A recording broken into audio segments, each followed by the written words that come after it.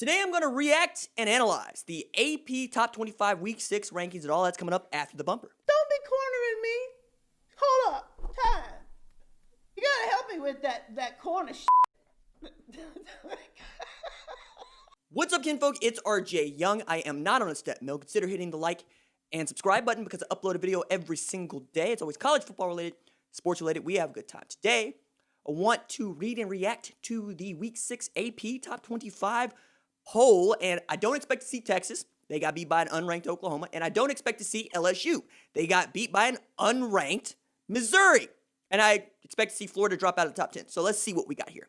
At number 1, we got Clemson, who dispatched a Miami team that was pretending from the start, 42-17, held De'Aaron King in check in a way that he hadn't been held in check in quite some time. Now, they gave up 84 rushing yards to him on 14 attempts, but one run accounted for 56 yards, and that's about all that happened there.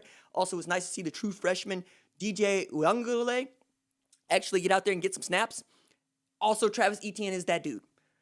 Alabama's at number 2, although it's a softer number 2 this week than it was last week, as they gave up the booty to Ole Miss. Now, they scored 63 in that game, and Najee Harris had 57.8 fantasy points and 5 touchdowns, 200 yards rushing. But that Alabama defense is suspect. Matt Corral out there just making it happen. I also like that they put Hattiesburg in there, a.k.a. John Rice Plumlee, to run some of that stuff, but Yeboah is getting it in. Now, Alabama's still one of the best teams in college football, and they're still undefeated. We'll see what they can do against Kirby Smart's defense, led by Monty Rice, where you can pretty much count on that defense to get you 6. Number 3, Georgia, right there. That means we get number 2 versus number 3, and I'm excited to see it. Stetson Bennett versus Mac Jones. Mac Jones might be a better quarterback than Stetson Bennett, but I think that they're interchangeable because you look at the weapons that Mac Jones has around him, and I don't see any reason for him to fail. Great offensive line, Najee Harris in the backfield, Devontae Smith on this side, and Jalen Waddle on the other. Yeah, you ought to get buckets. Number 4, we got Notre Dame. Looked like they were going to falter against Florida State, and then they said, this is Florida State, dog. Ian Book, Kyron Williams, yeah, they can play, but I think Notre Dame is a soft 4 right here, and I expect that to actually change come November. Number 5, North Carolina. Now, they also gave up the booty to Va Tech, who was down 15 players and 3 starters. Khalil Herbert looked good, but North Carolina basically ran the ball for 400 yards. 17 carries, 214 yards from Michael Carter. I don't know if North Carolina's for real, but I'm here for it. Number 5 team in the country. Ohio State standing pat at number 6. Oklahoma State at number 7. Now, they're coming off a bye in which they leap into the top 10. I don't think that this is a great Oklahoma State team. I think they played a pretty soft schedule. I think that Shane Illingworth is a better quarterback than Spencer Sanders, and he gives them a better opportunity to win football games. But I still think that Texas Christian, Oklahoma, Iowa State can give this Oklahoma State team a run for its money, even as Oklahoma State might actually be there in the Big 12 championship game. Number 8, Cincinnati. Now, 3-0, soft 3-0. I don't really expect Cincinnati to be here at the end, but I'm here for Cincinnati being here at the end if that's what happens. Penn State at number 9. Florida at number 10. They dropped from the 4 spot, to number 10 in this poll after a loss to Texas A&M on the road. Jimbo Fisher finally gets a win against a top 5 opponent and celebrated like he won a national championship. I still think Florida's plenty great offensively, but you can see that Todd Grantham is actually just playing Madden and hitting Engage 8. At number 11, we got Texas A&M, who beat Florida. Whatever, man. This is where the rankings look stupid. Is the team that you beat is still ranked ahead of you, even though you both have one loss. I don't get it. And if you're an ampersand U fan, you deserve to be upset with this one. Oregon at number 12, Miami at number 13. Again, they took the loss to Clemson. That'll probably be their season. Auburn at number 14. Look, they were number 13 last week, but after Arkansas damn near beat them and should have beat them because that was a fumble. It was not intentional grounding. Should have been Arkansas's ball, and they should have won that game by a point. They didn't. Bo Nix and Auburn Jesus making it happen for Gus Malzahn and Chad Morris in a revenge game, and Sam Pittman was rightfully pissed. Arkansas fans are brokenhearted. I think that they should be ranked based on how they have performed against Mississippi State and Auburn in back-to-back weeks.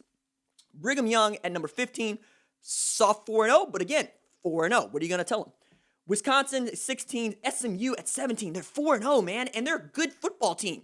They've been playing outstanding football, and they've been the model of basically building a bubble in college football. They are really doing this well with Shane Buechele and Lincoln Riley's little brother, Garrett Riley, as offensive coordinator. I expect SMU to be there in the American Championship game and probably get that New Year's 6 spot. Tennessee at number 18 coming off a loss, not a bad loss, to Georgia in a game that they weren't actually supposed to win. They're a quarterback away.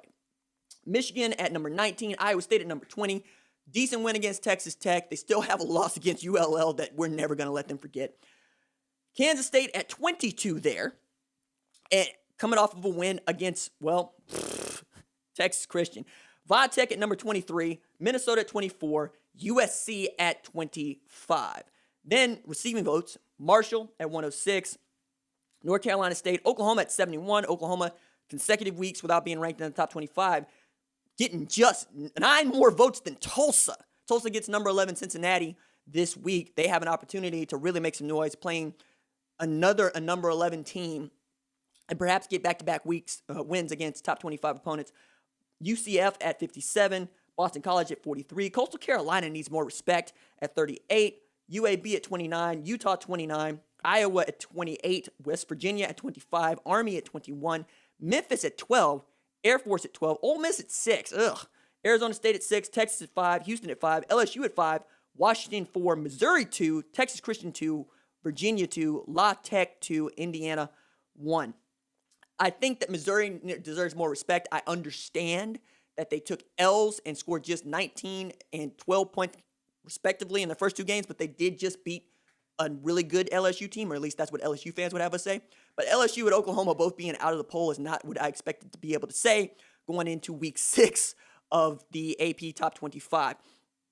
I think we're going to see even more moving and shaking after the Big Ten finally starts its season in just a couple of weeks' time. But Oklahoma goes into a bye, and I'll bet if they come off this bye, they'll be ranked because there will be more carnage this weekend. So what did we learn from this poll? We learned that just because you beat the number 5 team or number 4 team in the country, if you're A&M, you beat Florida, doesn't mean that we're going to rank you higher than Florida. I also think that the World Larger Cocktail Party is still going to be one of the best games of 2020, meaning Georgia's going to play in 2 of the best games in 2020. I think that when we figure out what Ohio State is and whether or not they can just get through the schedule, we're going to figure out what the college football playoff can be, because I agree with Adam Rittenberg, who I talked with on Game Night, ESPN Radio, just last night, about what's going to happen in the Big Ten. He says, look, they got to be able to play 7 games, because I think if you don't get to 7, people are not going to let you be eligible to play in the college football playoff. Like if Ohio State goes 4-0 but has games canceled, would you put them into the playoff? I don't think that you would. Though I think that most people would agree they're the most talented team in college football this year. All right, that's it for me. Deuces.